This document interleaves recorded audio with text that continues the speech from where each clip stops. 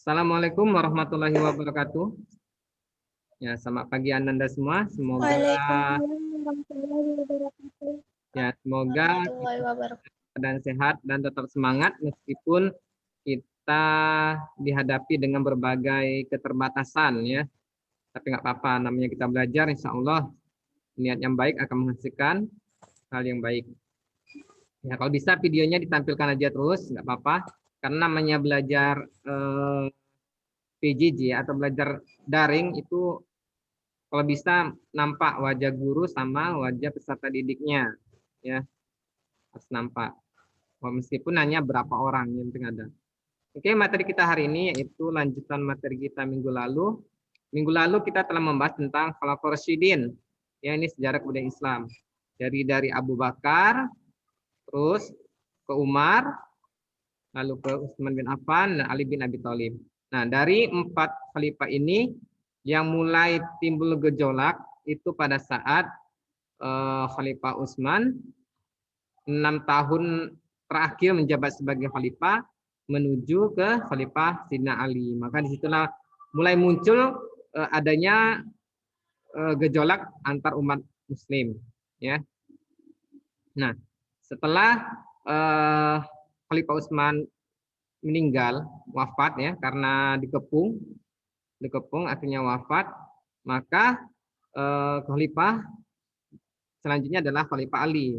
Nah, sejak Khalifah Ali ini menjabat, maka menimbulkan permasalahan baru, yaitu salah satu kebijakan Khalifah Ali yaitu mencopot jabatan gubernur dari keluarga Utsman. Salah satunya adalah Muawiyah yang pada saat itu menjadi gubernur Mesir. Nah, jadi Muawiyah tidak mau dirinya dicopot jabatannya. Akhirnya melakukan peperangan, namanya perang Siffin.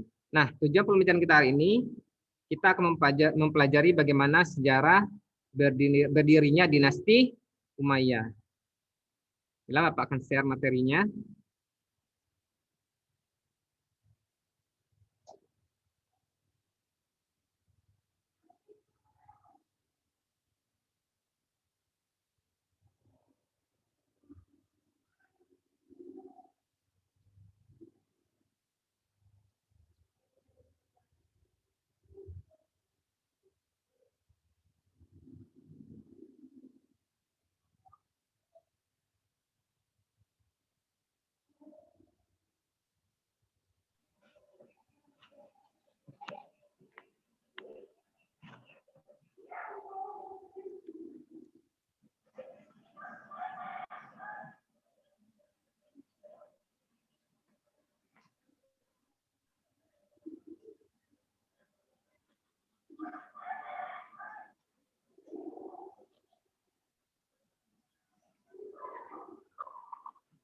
Ya, inilah dinasti Umayyah di Damaskus atau Bani Umayyah di Damaskus atau Daulah Umayyah di Damaskus ya materi kita. Adapun peta konsep yang kita pelajari hari ini tentang lahirnya Daulah Umayyah di Damaskus. Ini materi kita hanya satu ini dulu ya, nanti minggu depan baru yang bawahnya ini. Lahirnya Daulah Umayyah di Damaskus. Ya, coba nanti FT baca dulu FT di sini FT.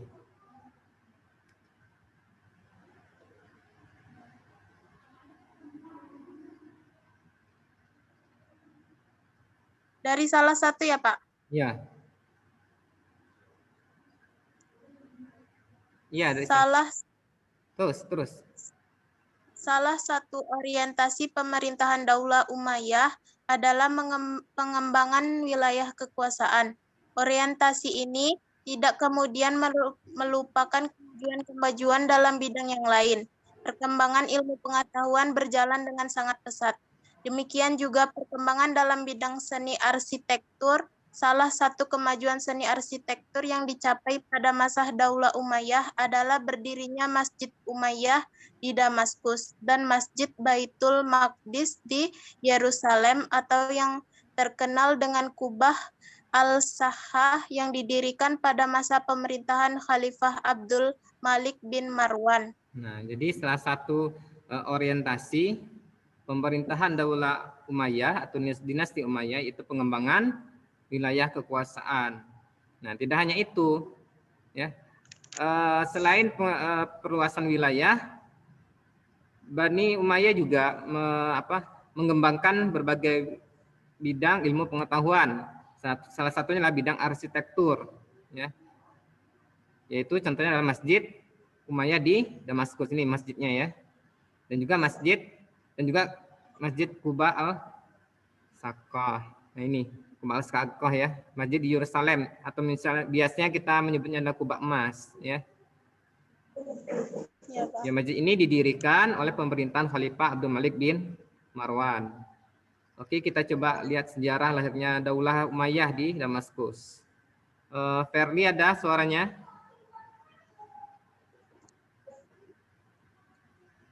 Atau Serlia boleh juga nih. Serlia Firna apa nih?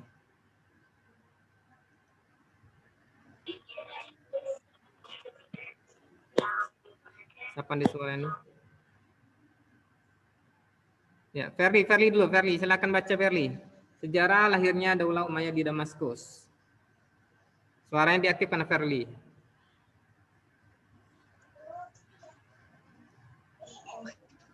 Peran Siffin, kebijakan Ali bin Abi Thalib yang menggantikan beberapa gubernur yang diangkat oleh Utsman bin Affan sedikit banyak yang menimbulkan gejolak di beberapa wilayah. Muawiyah sebagai gubernur Syam waktu itu termasuk yang terkena imbas dari kebijakan Ali bin Abi Thalib. Muawiyah tidak mau melepaskan jabatannya sebagai gubernur Syam sebelum Ali bin Abi Thalib menghukum para pembunuh Utsman. Sementara Ali bin Abi Thalib sebagai seorang khalifah menganggap berhak memecat Muawiyah dan belum saatnya menghukumi para pembunuh Utsman dengan alasan meredam gejolak umat Islam yang sedang dalam masa transisi. Masing-masing pihak bersikuku dengan sikapnya sehingga munculnya perang Siffin. Perang Siffin sendiri berlangsung selama beberapa hari pada bulan Zulhijjah tahun 36 Hijriah. Dan pada saat pasukan Ali bin Abi Thalib yang dipimpin oleh Aisytar mulai menampakkan tanda-tanda kemenangan, munculnya beberapa orang dari pihak Muawiyah mengangkat mushaf Al-Quran sebagai tanda perdamaian.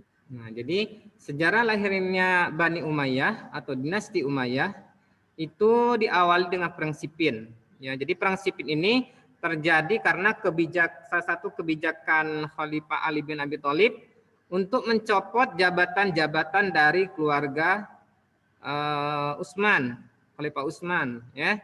Karena pada masa Khalifah Utsman itu munculnya isu nepotisme. Nepotisme ini mengangkat keluarga-keluarganya menjadi pejabat-pejabat penting. Salah satunya adalah Umayyah ini ya. Ya, Muawiyah yang ditunjuk sebagai gubernur Syam pada saat itu. Nah, jadi karena Ali yang terpilih menjadi khalifah membuat kebijakan untuk mencabut atau mencopot jabatan-jabatan dari keluarga Utsman, akhirnya Muawiyah terkena imbasnya. Nah, karena tidak mau melepaskan jabatannya, akhirnya terjadilah perang. Jadi perangnya namanya perang Siffin. Ya, pada masa Khalifah Ali sebenarnya ada dua perang. Yang pertama adalah perang Jamal, yaitu perang antara Sayyidina Ali dengan Aisyah ya, dengan Aisyah.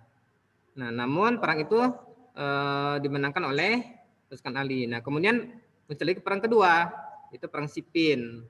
Ya, Muawiyah tidak mau melepas jabatan karena dia ingin pembunuh Utsman itu diadili. Nah, cuman Khalifah Ali ini belum bisa untuk mengadili karena apa? Karena ingin meredam gejolak umat Islam pada saat itu. Karena pada masa Sayyidina Ali ini kan terjadi beberapa gejolak ya. Jadi Khalifah Ali ini ingin meredam dulu, baru mau dicari siapa pembunuh Utsman. Namun hal ini dijadikan alasan Muawiyah untuk mengadakan perang, namanya perang Siffin. Nah, jadi masing-masing pihak ini bersikukuh ya. Pokoknya pendapatnya yang benar. Nah, jadi perang ini perang sipil ini sebenarnya dimenangkan oleh pasukan Ali. Sudah nampak tanda-tanda kemenangannya. Cuman dari pihak Muawiyah mereka menganggap mushaf Al-Quran sebagai tanda perdamaian. Nah, karena Ali tidak ingin terjadinya pertumpahan darah, akhirnya perdamaian itu dikabulkan oleh Khalifah Ali. Oke, berikutnya. Tahkim. Shirley ada Shirley? Shirley? Ada orangnya Shirley?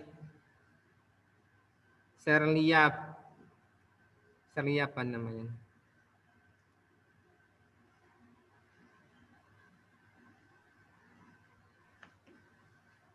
Ya, Shirley coba baca tentang tahkim. Jadi secara perang sipil itu akan muncul namanya tahkim. Oke, silakan Shirley dibaca.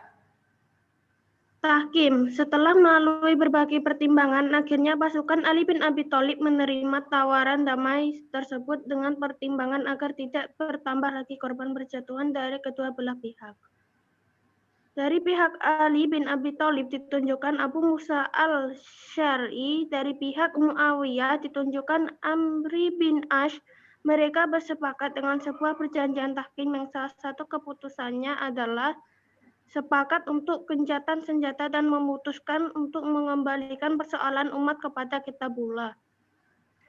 Demikianlah pada akhirnya tahkim tidak dapat memuaskan kedua belah pihak, kemudian diserahkan kepada kaum muslim untuk memilih pemimpin yang mereka inginkan. Dan pada saat itu Muawiyah memiliki pasukan yang cukup besar dan pilihannya, dan tidak ada seorang pun yang bisa menandingi kekuatannya. Sehingga keinginannya untuk menjadi khalifah kaum muslim pun semakin besar.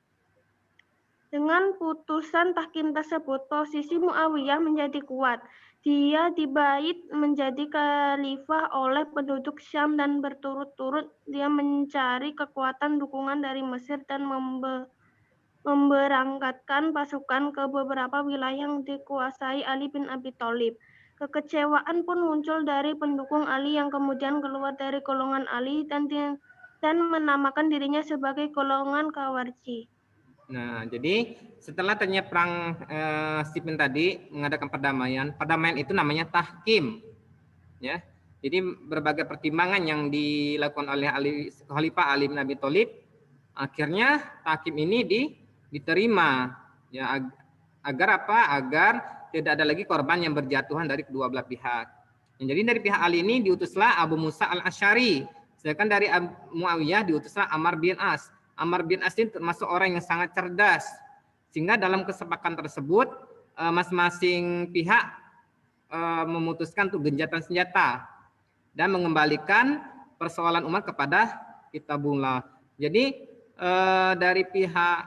dari dalam tahkim itu Khalifah Ali harus turun dari jabatan sebagai khalifah. Nah, dan juga nanti siapa yang akan menjadi khalifah maka akan diserahkan persoalannya kepada berdasarkan Kitabullah. Nah, jadi karena adanya tahkim ini kedua belah pihak tidak merasa puas. Nah, karena dari pihak Ali tidak merasa puas, dari pihak Muawiyah tidak merasa puas, akhirnya pemilihan menjadi khalifah diserahkan oleh kaum muslimin pada saat itu. Nah, karena pada saat Muawiyah memiliki pasukan yang cukup besar dibandingkan Khalifah Ali, akhirnya secara jumlah kaum muslimin Khalifah Muawiyah ini menang karena dia karena kekuatannya dia sangat besar. Karena pada saat Khalifah Utsman berkuasa, Muawiyah ini kan sudah banyak pengikutnya.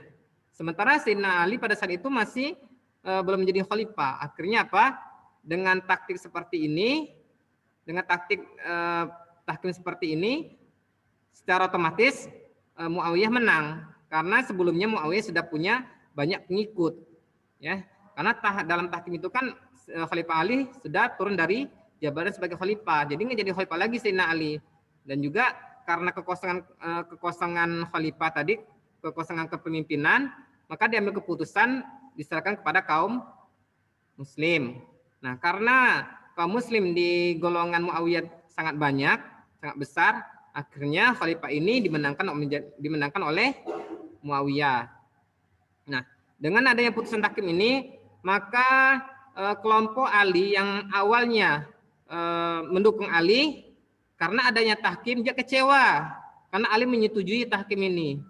Ya, karena kecewa tadi akhirnya golongan ini memisahkan diri dari golongan Khalifah Ali. Nama golongan tersebut namanya Khawarij. Nah, Khawarij ini mempunyai misi yaitu untuk membunuh orang-orang yang terlibat dalam tahkim.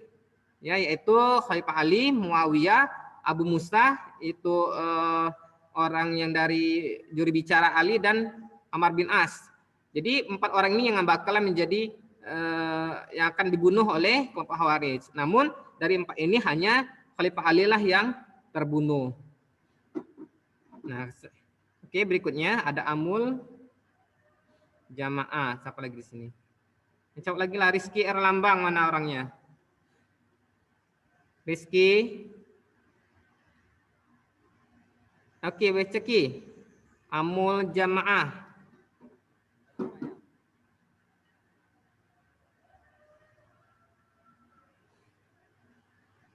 Setelah Ali bin Abi Thalib. Ayo, Rizky baca.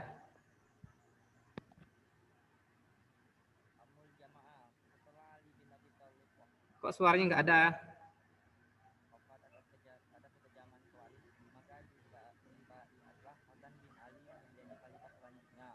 Hasan bin Ali memiliki pandangan yang tepat terkait beberapa kondisi yang ada di sekelilingnya. Dia melihat tentaranya tidak bisa dipercayai, musuhnya sedemikian kuat watak dan tekadnya. Selain itu, Hasan sendiri tidak menyukai kekacauan dan lebih menginginkan persahabatan dan perdamaian bagi kaum muslimin. Maka dia tidak memiliki pilihan yang lebih bijak untuk diri dan umatnya selain turun dari jabatannya, membuat perjanjian damai dengan sejumlah syarat yang dapat disetujui oleh kedua belah pihak. Lalu dia menuliskan pembaiatan kepada Muawiyah dan menyerahkan kota Kufah kepada Muawiyah pada akhir Rabiul Awal tahun 41 Hijriah.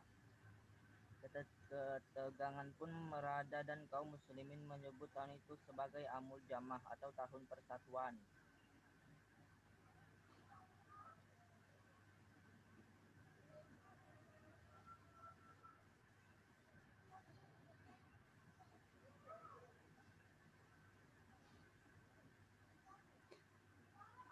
Saya suaranya kurang jelas, Rizky ya. Jadi mungkin karena terlalu jauh dari dari HP atau laptopnya.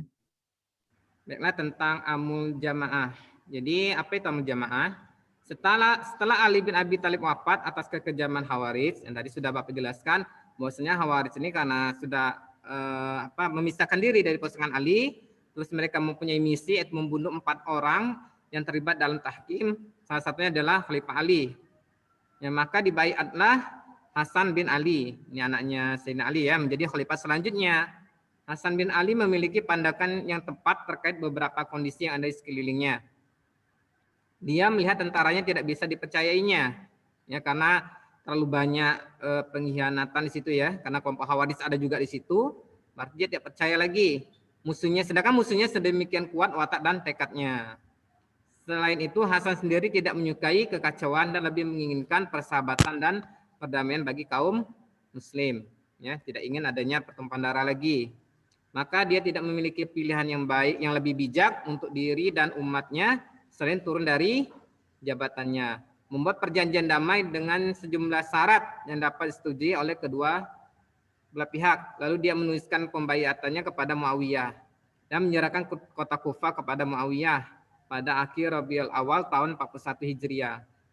Ketegangan pun mereda dan kaum muslim menyebut tahun itu sebagai Amul Jamaah, tahun persatuan. Nah, jadi setelah Sayyidina Ali wafat, akhirnya khalifah ini dilanjutkan oleh anaknya Hasan bin Ali. Jadi Hasan bin Ali tahu nih bahwasanya masih terjadi gejolak, ya. Beberapa tentaranya pun timbulnya rasa tidak percaya kepada orang di sekitarnya, termasuk kepada tentara. Nah, jadi mengambil keputusan bijak untuk menyerahkan khalifah ini kepada Muawiyah. Jadi sangat berarti Muawiyah ini sangat hebat ya, punya taktik. Sebenarnya taktik ini disarankan oleh juru bicaranya Amr bin As, karena Amr bin As ini termasuk orang yang cerdas. dia semua melibatnya tahkim. Dari tahkim itu Ali harus melepaskan jabatannya sebagai khalifah. Nah, jadi karena sama-sama tidak menemukan jalan jalan mufakatnya tidak ditemukan, maka diserahkan kepada kaum muslimin suaranya, suara siapa yang menjadi khalifah. Nah, jadi mau tidak mau dibenarkan oleh Muawiyah, karena Muawiyah ini sudah terlebih dahulu memiliki pasukan dari masa Khalifah Utsman tadi sudah banyak pengikutnya. Sementara Ali ini kan baru menjabat. Nah, jadi mau tak mau secara jumlah kaum muslimin ini Muawiyah menang. Ya, dan juga Sayyidina Hasan sebagai pengganti Khalifah Ali ini tahu bahwasanya banyak orang-orang yang tidak dipercayainya lagi, ya, dan juga musuhnya mempunyai watak yang kuat dan tekad yang sangat kuat juga. Nah, daripada nanti terjadinya pertumpahan darah, maka Sayyidina Hasan ini lebih memilih untuk mencari jalan perdamaian dan persahabatan. Salah satunya adalah dengan menyerahkan posisi khalifah kepada Muawiyah. Nah, itulah sejarah berdirinya dinasti Umayyah. Pertama dari perang Siffin, kedua adalah tahkim, yang ketiga adalah amul jamaah. Oke, demikian materi kita hari ini. Jika ada hal yang ditanyakan, silakan. Masih ada waktu.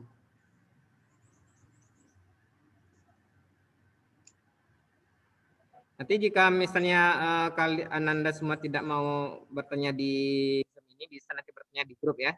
Ini Bapak stopkan dulu rekamannya.